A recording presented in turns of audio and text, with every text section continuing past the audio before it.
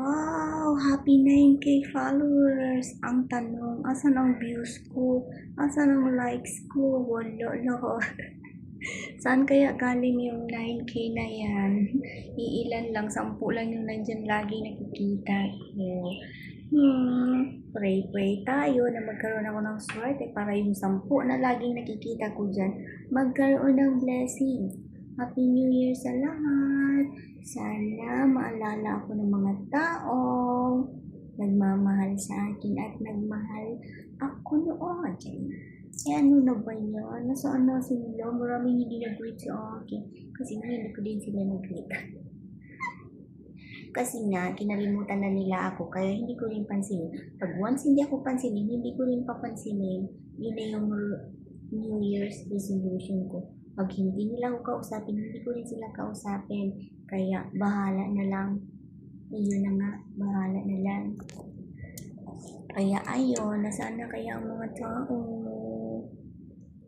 Sana naman, huwag palagi tayo nasa inbox. Magpakita naman tayo na nandito tayo sa ating mga post para may biyaya. Kasi pag nagpapakita lang kayo sa inbox, anong gagawin ko? Dapat win-win tayo.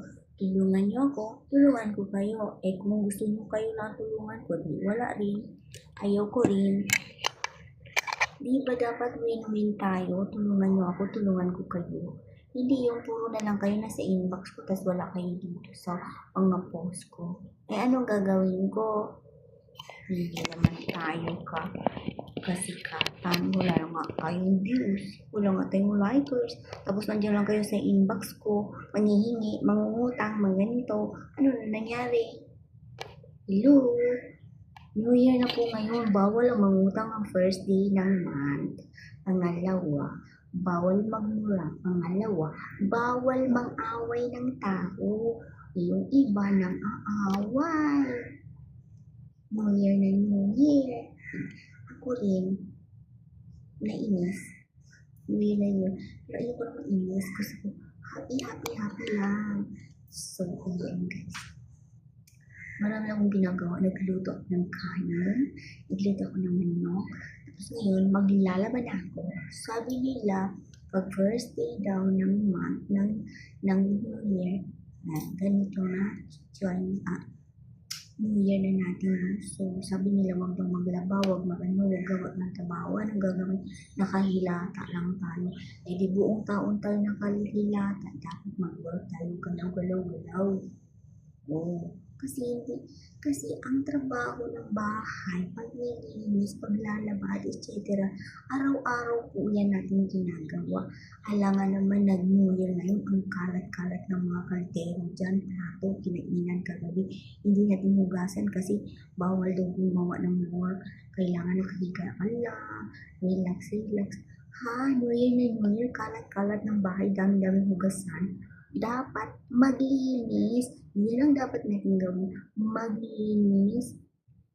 Kasi araw-araw na yan, kahit anong gagawin mo, everyday talaga, naglilinis tayo, naghuhugas ng plato, hugas kaldero, naglalaba, gawain na talaga natin yan. Hindi naman tayo anak ng royal blood. Kaya huwag kayong maniwala sa sabi, huwag kayong magtrabaho, huwag kayong maglinis, huwag kayong gagawa ng trabaho kahit ano sa unang araw ng January. Kasi New Year nga, dapat mag-relax. Nag-relax ka tapos yung kaldero mo dyan, yung mga pinagkainan mo, napapanis na, inangangamoy na yung bahay mo.